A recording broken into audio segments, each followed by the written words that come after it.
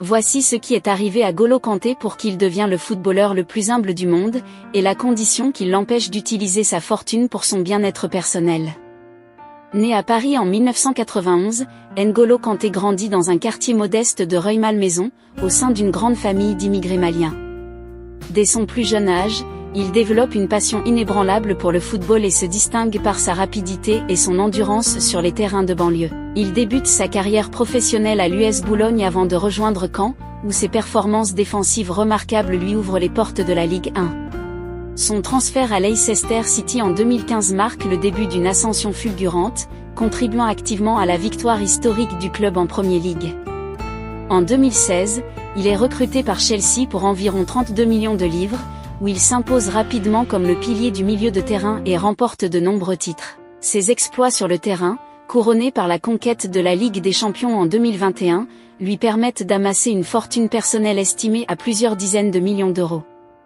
Malheureusement, cette fortune a créé d'énormes problèmes à N'Golo Kanté à cause de son style de vie très simple similaire à celui d'un pauvre. Vu que le célèbre footballeur international franco-malien ne s'habille pas comme un riche, ni ne s'affiche pas avec des voitures de luxe correspondant à sa classe, et aime vivre comme un citoyen lambda, beaucoup de ses fans en France, en Afrique et au-delà ont commencé à s'inquiéter et à se poser beaucoup de questions à son sujet. L'un des fans de N'Golo Kanté, célèbre blogueur en France, a dit à son sujet, je cite: N'Golo Kanté, tu es un grand joueur qui fait la fierté de la France et du Mali. Mais tu as fait des exploits, le monde entier a vu, et Dieu t'a récompensé pour ton travail avec une grande fortune. Mais tu nous souilles, même tes fans souffrent parce que tu ne reflètes pas l'image de ta richesse. A-t-il déclaré. Tu vis comme un pauvre et cela fait pitié. Nous sentons que cette richesse est plutôt une souffrance pour toi. A-t-il ajouté. En plus de ces déclarations, beaucoup de ses fans africains pensent que sa fortune serait peut-être conditionnée, raison pour laquelle il ne peut utiliser comme il veut pour son bien-être personnel. En réalité, ces fausses imaginations n'ont rien à y voir avec ce que vit N'Golo Kanté.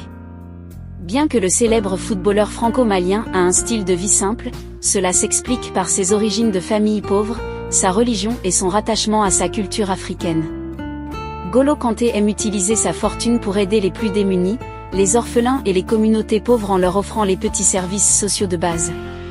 Précisément, Kanté a participé activement à des initiatives caritatives, notamment dans les domaines de l'éducation et de la santé en France et dans plusieurs pays d'Afrique. Il a soutenu des organisations œuvrant pour l'accès à l'éducation des enfants défavorisés et a également contribué à des programmes de santé visant à améliorer le bien-être des personnes dans le besoin.